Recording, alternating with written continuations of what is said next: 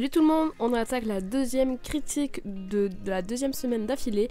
J'espère que vous allez bien et que vos vacances seront bien passées. En tout cas pour ma part, ça a été beaucoup trop court, comme nombreux d'entre nous je pense. Déjà je m'estime heureuse d'avoir eu des vacances. Et là j'ai décidé de vous faire une critique sur Kenja no Deshi wo Namoru Kenja ou She Professed Herself the Pupil of the Wise Man. Alors toujours désolé pour mon accent, je pense que vous êtes habitués à force. En tout cas, c'est un anime qui est sorti en 2014 au Japon et qui est arrivé chez nous que cette année. Donc j'espère que vous êtes prêts. Et attention, il y aura des spoils. Donc moi je vous dis c'est parti, sachant que c'est un anime qui est adapté de manga. Donc moi je vous dis let's go.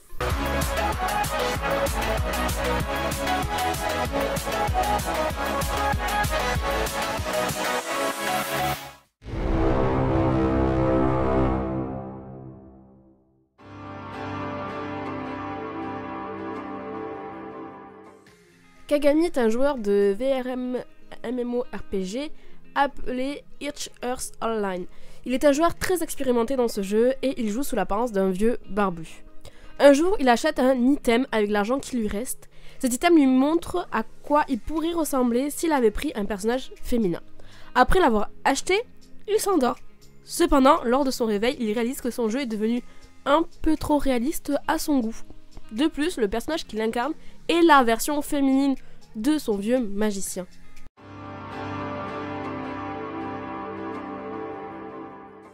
Les graphismes sont vraiment pour le coup classiques, c'est-à-dire que c'est vachement coloré, les traits sont pas fins ni trop épais, ils sont normaux.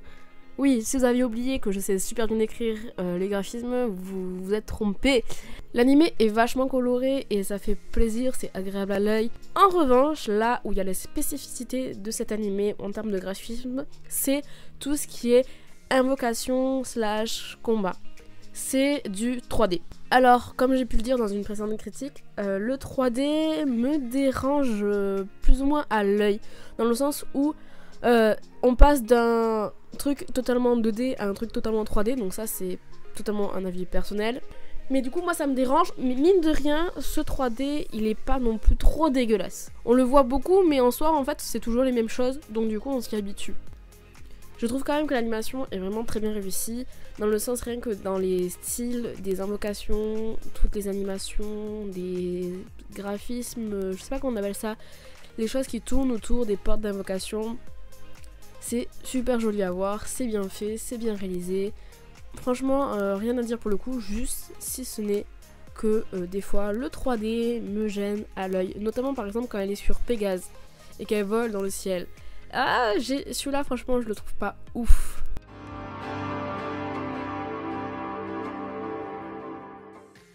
Grosso modo, tu sais quels sont les personnages importants tu vas revoir régulièrement dans l'histoire et ceux que tu ne verras quasiment jamais. Mais ça, bah, c'est classique finalement des animés en règle générale. Donc nous suivons en fait l'histoire de ce jeune magicien tout au long qui est devenu une femme. Donc c'est super marrant de son adaptation, de ses façons de faire. Et nous avons ensuite un second personnage principal, on va dire, qui est le roi de ce petit royaume, alias aussi le meilleur ami. Et en fait ce sont deux personnes qui sont extrêmement liées et qui en fait s'éclatent dans ce jeu vidéo tout simplement. Même si aujourd'hui ils y sont bloqués, je pense.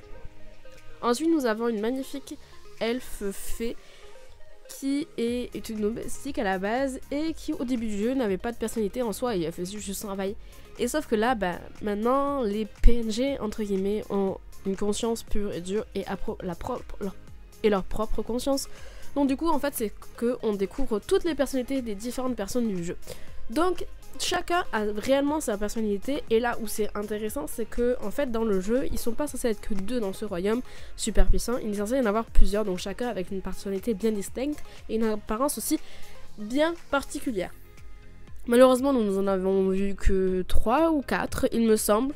Donc j'ai vraiment hâte de découvrir les apparences singulières de chacun. Bien évidemment ça reste quand même du classique, donc tu les repères, tu sais approximativement quel est leur style. Par exemple quelqu'un qui va réveiller les squelettes et tout, il est habillé en noir, donc c'est pas surprenant, les apparences des personnages ou encore leur personnalité ou les différents types de personnages, mais mine de rien ça fait plaisir. Rien que le fait que là ça soit invocation et non eau, terre, vent, je sais pas, ça change on va dire, et il faut voir le point positif, c'est que ça change et que les invocations sont stylées, que c'est pas des invocations juste de, je sais pas, de dragons, de machin. Certes il y en a, c'est normal parce que c'est classique et que limite s'il y en avait pas je pense qu'on aurait presque râlé, vous voyez. Mais il y a des invocations qui restent quand même stylées, qui changent et qui restent super badass malgré le fait que ça soit une jeune fille. Et moi je la préfère presque en jeune fille qu'en vieux homme barbu. Donc tout ça pour dire que les personnages sont plutôt intéressants, même s'ils restent plutôt classiques, ils restent quand même avec une personnalité bien distincte et qui fait toujours plaisir à rencontrer.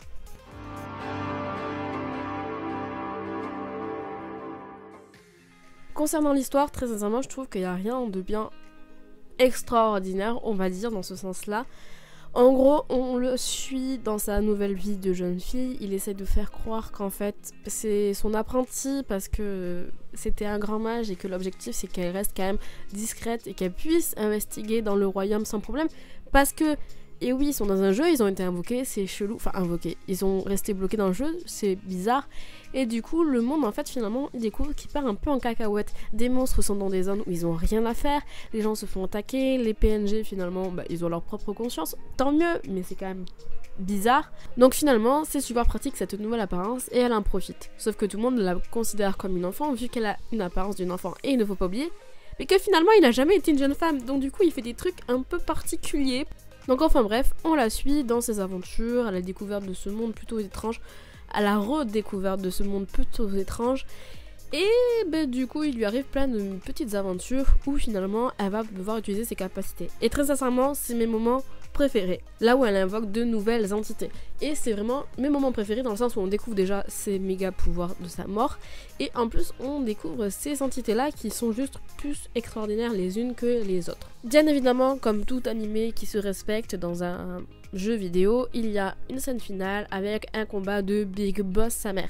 Malheureusement, ou heureusement, ça suffit sur ça. Donc moi, je pense qu'il y aura d'autres saisons, bien évidemment, parce qu'ils n'ont pas trouvé encore tous les autres chevaliers, on va dire. En gros, j'appelle ça chevaliers, mais c'est pas le terme exact. Ce sont des gens super badass qui devaient travailler avec eux, et qui ont disparu, ou en tout cas qui ne sont pas revenus au moment où ils ont été repoussés sur le jeu vidéo.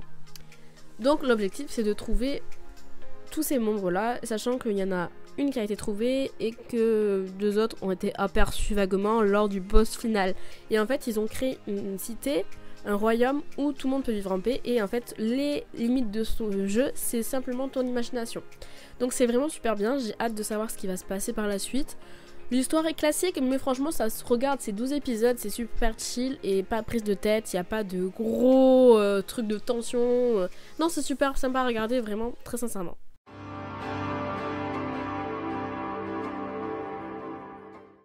En conclusion, j'ai envie de dire, c'est vraiment un animé super sympa à regarder. 12 épisodes où tu te prends pas la tête, où t'es tranquille, où t'as des moments super agréables, tout ce qui est invocation, t'as envie de savoir ce qui se passe finalement.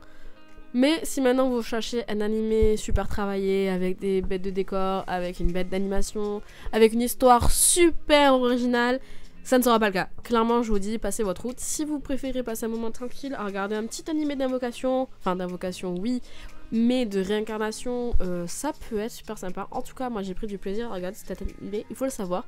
J'ai pas mal rigolé, j'ai pas pleuré, j'ai pas été en colère, mais j'ai rigolé, j'ai kiffé mon moment, et c'est important. C'est le plus important, je trouve, que si on prend pas du plaisir à regarder un animé, au moins ça part à les trappes. Celui-là, il était vraiment super sympa, personnage super agréable, invocation super stylée, histoire classique mais agréable aussi. Donc on peut dire que je vous le conseille si vous voulez vraiment regarder un animé vite fait sans vous prendre la tête. N'hésitez pas à me dire en commentaire ce que vous avez pensé de cette vidéo, ce que vous pensez surtout de cet animé ou du manga, si vous avez plutôt lu le manga, ce qui ne m'étonnerait pas, sachant que le manga est de 2014 et ça c'est de 2022. Donc n'hésitez pas à me dire en commentaire ce que vous en avez pensé, si vous comptez le regarder. Et moi je vous dis à la semaine prochaine pour une nouvelle vidéo.